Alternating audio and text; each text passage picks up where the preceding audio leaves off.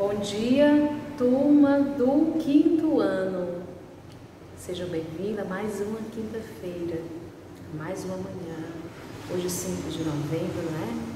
Esta, vamos dizer, primeira semana do mês de novembro, já que iniciamos este mês de novembro. Graças a Deus, né? Que a gente possa terminar este mês de novembro em paz, realizados, felizes, né? Esperançosos de coisas boas, acreditando que dias melhores virão. Né? A gente está nesse, né, período de distanciamento, cada qual na sua casa, mas temos que estudar, temos que aprender. E quero assim agradecer a você que está mandando todas as atividades para mim. Está me perguntando, está tirando dúvida, que não está entendendo e pergunta para a professora e a professora esclarece. Pode perguntar, tá certo? Pergunte, pergunte e pergunte. Então convido você agora, juntamente comigo, nesta manhã de quinta-feira, neste início de quinta-feira, a fazermos a oração, a pedirmos o Espírito Santo que se faça presente em mim, em você, na sua família, certo? Então você reza comigo.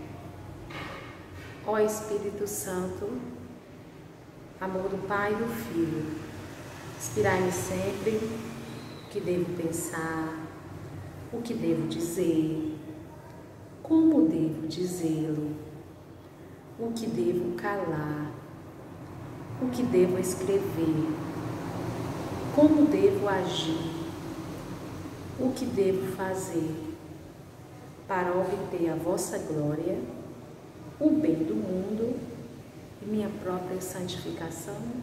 Amém. Então, que vocês estejam bem, que a família esteja bem, tá certo? Que coisas boas possam acontecer na sua vida, tá bom? Desejando já uma quinta-feira cheia de coisas boas.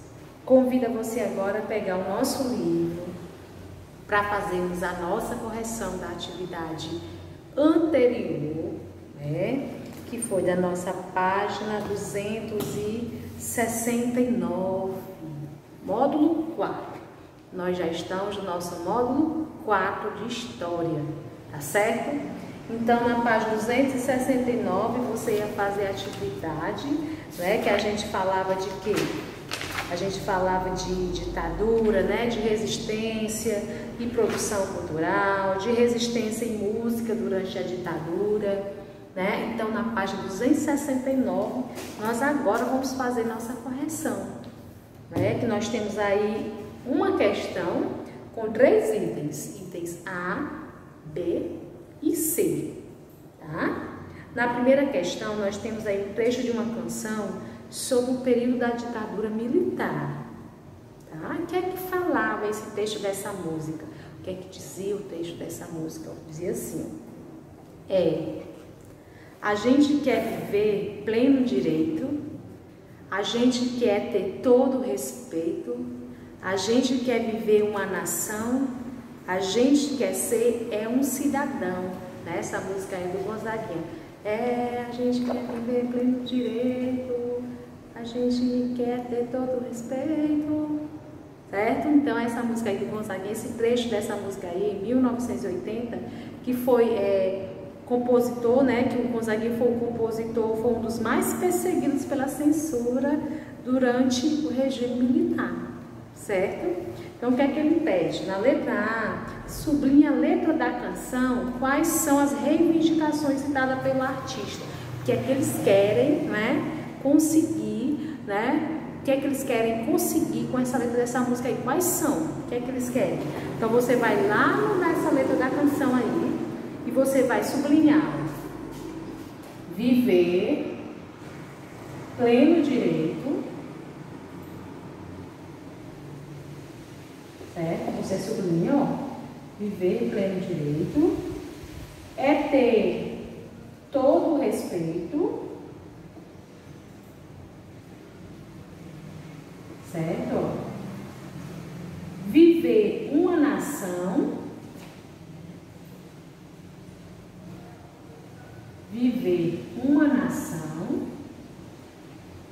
ser um cidadão. Pronto.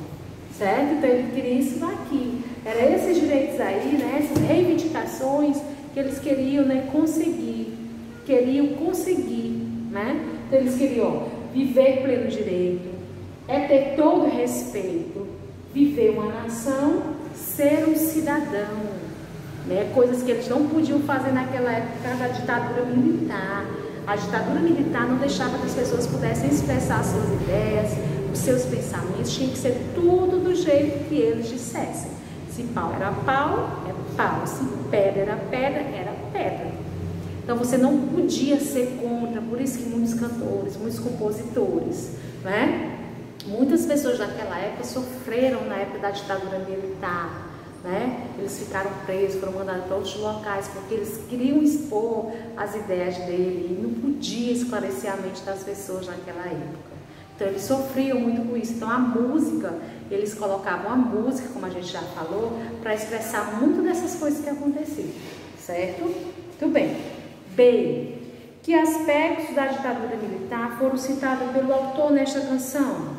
Né? Ou seja, o autor da canção critica o quê?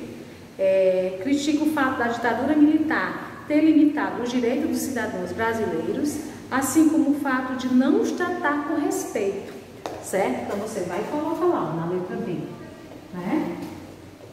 O autor da letra da canção, o que foi que ele fez? Ó, ele critica, né, ó, ele critica o fato de a ditadura militar, certo? De a ditadura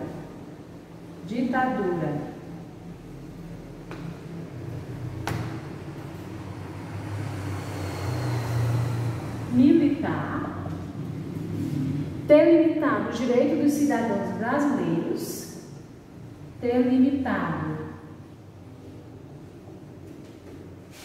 os direitos dos cidadãos brasileiros,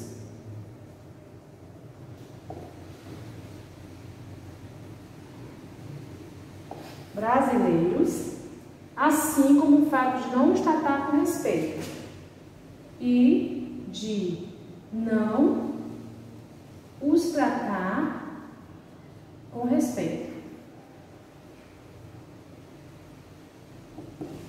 Certo? Então, naquela época lá da ditadura, os direitos dos cidadãos já eram respeitados, né? Eles nem sequer respeitavam os cidadãos. Então, isso contribuía muito para que, né, aquelas pessoas que não concordassem, não aceitassem, né, fizessem alguma coisa para poder alertar todas as outras pessoas. Na C, essa C é pessoal, certo? Em sua opinião, qual a importância dos artistas denunciarem o que ocorreu no país durante a ditadura militar? Né? Era importante por quê? Né? Porque a censura, né, nos meios de comunicação, era difícil a população ter acesso às informações sobre o autoritarismo e a violência praticada pelos militares. Dessa maneira, a criatividade artística foi fundamental para conseguir transmitir informações sem ter problema com a censura. Né? Como a televisão também foi censurada naquela época, né? Muitos programas de televisão foram censurados, com a música não. Com a música eles tinham como saber o que estava acontecendo, o que eles podiam fazer, né? Então teve toda essa situação aí. Então essa aí foi a nossa correção, né? E hoje nós vamos continuar falando, né, sobre o Brasil atual, né? Esse nosso país atual, sobre a Constituição de 1988 e a situação atual do Brasil. Certo? A gente vai ver isso aí na nossa página aqui. Vamos pegar aí o nosso módulo, a nossa página 274. Isso mesmo, a gente fala do Brasil atual. Como é esse Brasil atual que você conhece? Esse Brasil atual que você vive hoje. Tem muitas diferenças daquele Brasil que a gente estudou, né? Dessa época da ditadura. Ainda existe essa ditadura? Como é que você vê isso daí? Certo? A gente vê aqui na nossa página 274, ó, essa imagem. Esta imagem aqui você vê. O que é que essa imagem representa para você? Você vê essa imagem aí, ó. Olha só, com a volta da democracia, em 1988, foi aprovada no país uma nova Constituição, que passou a garantir muitos direitos à população. No entanto, mesmo com esses avanços, ainda existem diversos desafios a serem enfrentados. E a luta pela garantia de direitos não deve parar, né? Quando você vê aqui, ó, quais são as reivindicações do movimento retratado aqui, ó, né? Eles todos de mão com as mãos vermelhas pintadas para cima, né? Ó. Quando é que você, o que é que você percebe, né? O que as mãos pintadas de vermelho simbolizam nesta fotografia? Você acha que um movimento como esse são importantes, né? Então são assim perguntas para deixar aí você refletindo que tipo de movimento, se os movimentos como esse aqui, né, de liberdade, de direito à democracia, eles são realmente bem vistos, eles podem realmente acrescentar alguma coisa a nós, cidadãos, né? Então vamos ver aqui, olha só, o que é que diz a Constituição de 1988? Né? O que é que fala essa Constituição aqui, ó? Que mudou? Foi boa para os cidadãos? Né? Vamos ver aqui, ó. Com o fim do regime militar e com o retorno da democracia, em 1985, uma nova Constituição começou a ser elaborada no Brasil, também conhecida como Carta Cidadã, certo? Então, essa nova Constituição de 1988, ela foi conhecida como Carta Cidadã, né? Que ela contou com a significativa participação da população em sua elaboração. Além de se mobilizar em manifestações e comícios, muitas organizações da sociedade civil elaboraram propostas de emendas populares às leis da Constituição. O que eram essas emendas populares? Eram propostas sugeridas pelo povo para alterar leis, certo? O documento final foi publicado em 5 de outubro de 1988, devolvendo direitos extintos pela ditadura militar, estabelecendo uma série de leis que garantiram e ampliaram os direitos civis, né? Veja algumas dessas leis. Então, algumas daquelas leis que tinha acabado no período militar, na ditadura militar, né? Elas acabaram voltando, né? Que é para poder dar voz e vez à população. Tinha o que, ó? Olha só, veja algumas dessas leis, ó. Condenação da tortura, eleição direta para presidente da República, liberdade de expressão e de imprensa, os jovens maiores de 16 anos e também os analfabetos adquiriram o direito de votar. Tudo esse direito aqui que eu estou falando, pessoal, na época da ditadura militar não podia ser exercido. Não tinha, né? Ou seja, tinha a questão de tortura, as pessoas eram torturadas, né? As pessoas não podiam votar, ou seja, as pessoas não podiam se expressar, não podiam mostrar suas ideias de jeito nenhum, certo? Outro, garantir o direito às terras tradicionais dos povos indígenas, criminalizava a devastação do meio ambiente, qualificação do racismo como crime grave e inafiançável, e reconhecimento dos direitos de idosos e crianças, certo? Ou seja, se você fosse escolher um desses itens aí, né? Um dos itens que, em sua opinião, não é totalmente respeitado na atualidade, certo? Qual seria aí que não seriam respeitados? Qual é? Ou seja, esse daqui quando fala de quê? Das pessoas, né? A qualificação do racismo do crime grave e inafiançável, né? E outro, esse daqui, ó, reconhecimento dos direitos de idosos e de crianças. Tem idosos e crianças que vivem em situações precárias hoje em dia, né? Claro que a gente tem que ver que esses direitos aí foram colocados na Constituição, mas muitos deles não são, né, respeitados, são realmente colocados em prática, certo? Muito bem. A situação atual do Brasil, né? A gente viu essas leis que foram feitas em 1988, né? Alguns desses direitos. Embora a Constituição de 1988 garantisse os direitos fundamentais à população, ainda existe, como eu acabei de dizer, né? Existem diversos problemas a serem enfrentados pela sociedade brasileira. Com essas novas leis, não resolveu os problemas de toda a situação, de toda a população. Muitos desses problemas ainda precisam ser solucionados. A democracia é uma conquista recente de nossa história. Dessa maneira, a garantia da cidadania depende da ação da população, pois a conquista de direitos é um processo que se constrói cotidianamente. Vamos conhecer um pouco mais sobre os problemas e desafios atuais do nosso país.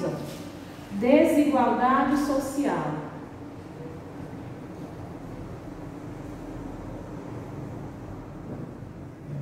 Desigualdade social. Você acha que existe desigualdade social ou não? Todo mundo é tratado igualmente, todo mundo tem tudo por igual. Olha só, desigualdade social. Atualmente existe uma grande desigualdade social no Brasil.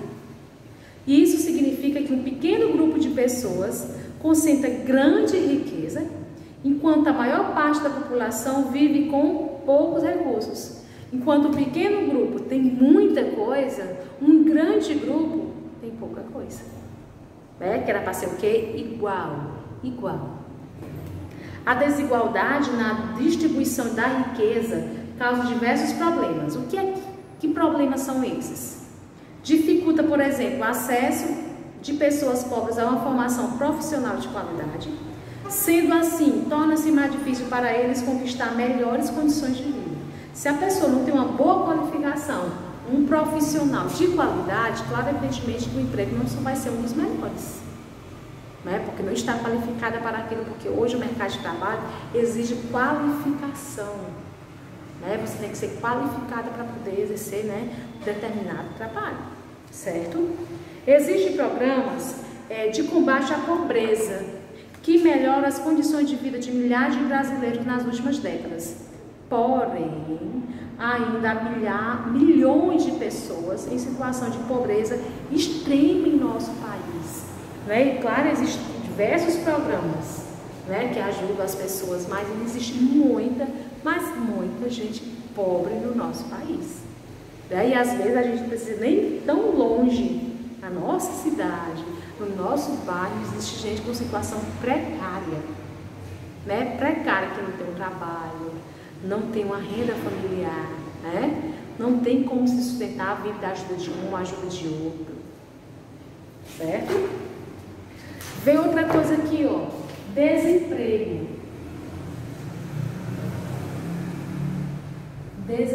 Você acha que o desemprego aumentou ou diminuiu?